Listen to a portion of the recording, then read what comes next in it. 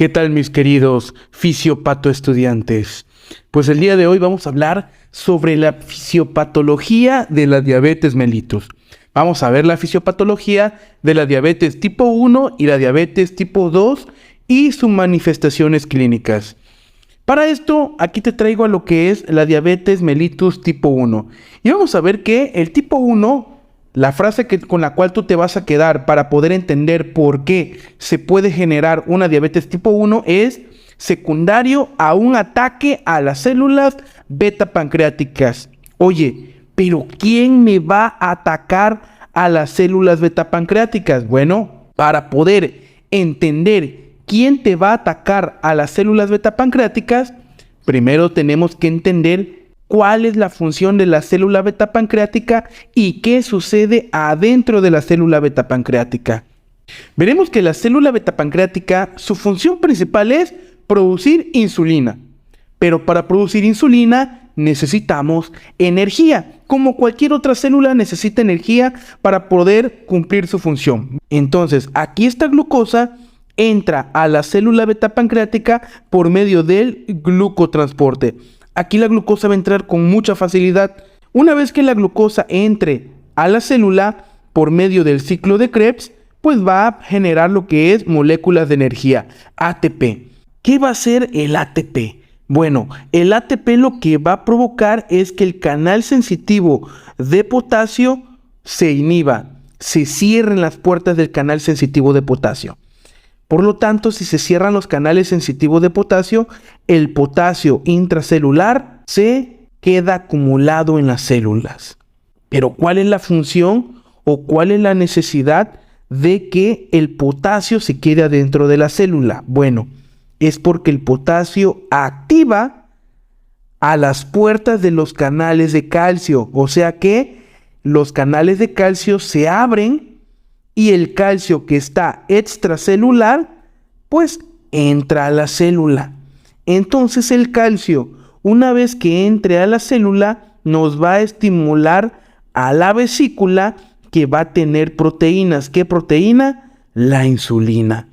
Entonces, una vez que estimule a la vesícula, que va a tener insulina en su interior, esta la libera hacia el exterior de la célula. ¿Qué otro método va a utilizar la célula beta pancreática para producir insulina?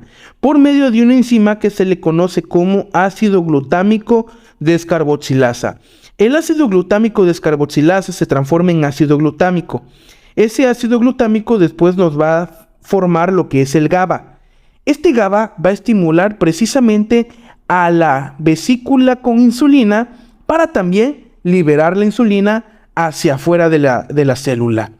Vamos a ver que además de insulina se va a liberar amilina. La amilina actúa de manera complementaria a la insulina, ayudando a reducir los niveles de glucosa en sangre después de una comida. También puede disminuir la velocidad de digestión y la absorción de nutrientes en el intestino, lo que ayuda a prevenir picos de glucemia en el cuerpo. Pero bueno, ¿cuál otra función va a tener la amilina? Te lo platico después, por eso le puse aquí como un asterisco, para que te platique por qué la amilina nos puede traicionar en un futuro. Ahora, regresamos a la diabetes tipo 1. Ya que entendimos cómo funciona la célula beta pancreática para producir insulina, ahora vamos a entender cómo es posible que ataquen a la célula y se deje de producir insulina para que nos genere una diabetes tipo 1. Bueno, para esto vamos a encontrar tres tipos de anticuerpos, ¿ok? El primer anticuerpo que vamos a encontrar es el anticuerpo contra células de islotes. Vamos a tener también anticuerpos antiácido glutámico y de igual manera vamos a tener anticuerpos antiinsulina. Con estos anticuerpos, precisamente, ¿qué sucede con la actividad de las células beta al estar en contacto con estos tres anticuerpos o con alguno de estos tres anticuerpos? Porque puede ser que no todos estén al mismo tiempo en una diabetes tipo 1. Bueno, si te das cuenta, aquí en esta misma célula te los dibujé. Vamos a ver que aquí tenemos al anticuerpo anticélulas islotes. Lo que van a hacer estos anticuerpos es que se van a unir directamente a la célula beta pancreática, lo que va a provocar una inactivación de la función de la célula beta pancreática. Obviamente, si la célula beta pancreática deja de funcionar, pues no va a producir insulina. O sea, se inhibe todo este proceso. Ahora, si los anticuerpos antiácido glutámico se llegan a unir a estas enzimas, pues obviamente no va a haber producción de ácido glutámico. Por lo tanto, si no hay función de ácido glutámico, pues no va a haber GABA. Si no hay GABA, no hay estimulación de la vesícula con insulina. Si no hay estimulación con la vesícula de insulina, pues no se va a liberar insulina. ¿Y qué pasa con los otros anticuerpos? Bueno, los anticuerpos antiinsulina, estos anticuerpos se van a unir a la vesícula de insulina. ¿Para qué? Para precisamente no liberar insulina, que no funcione esa vesícula de insulina.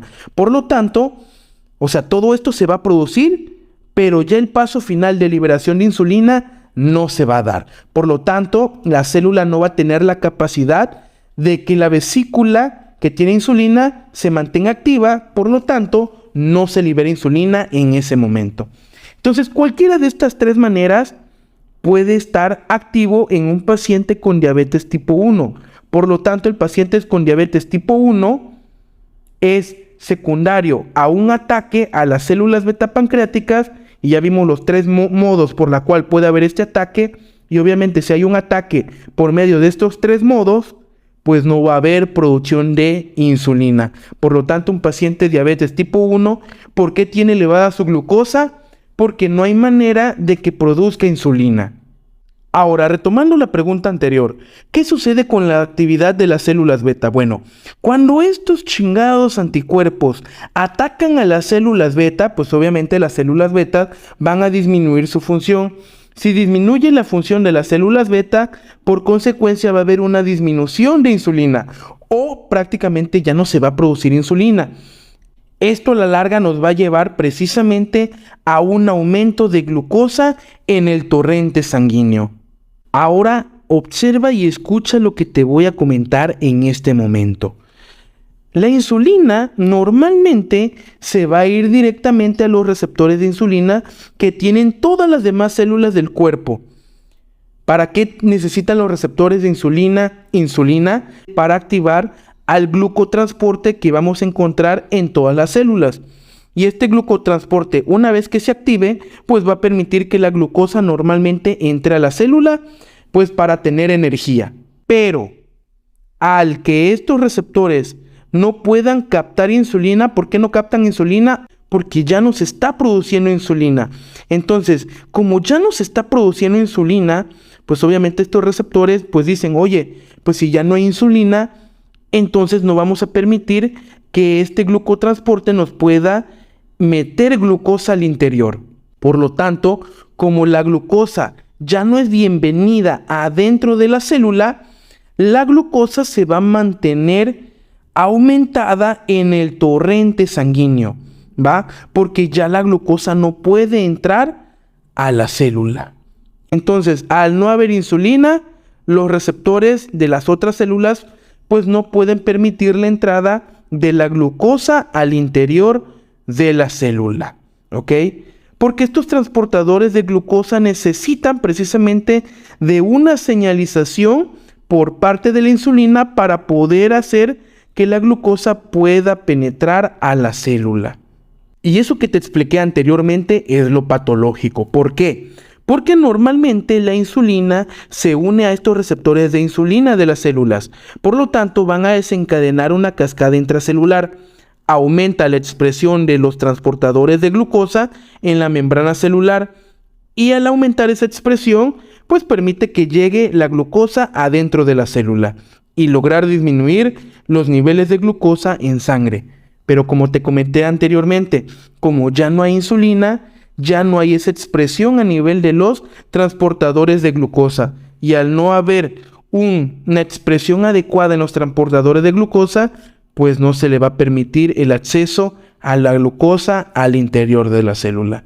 Por lo tanto, es que la glucosa se mantiene elevada en el torrente sanguíneo. Entonces, en dado caso de una alteración secundaria a un ataque de anticuerpos a las células beta pancreáticas, nos va a provocar una diabetes mellitus tipo 1.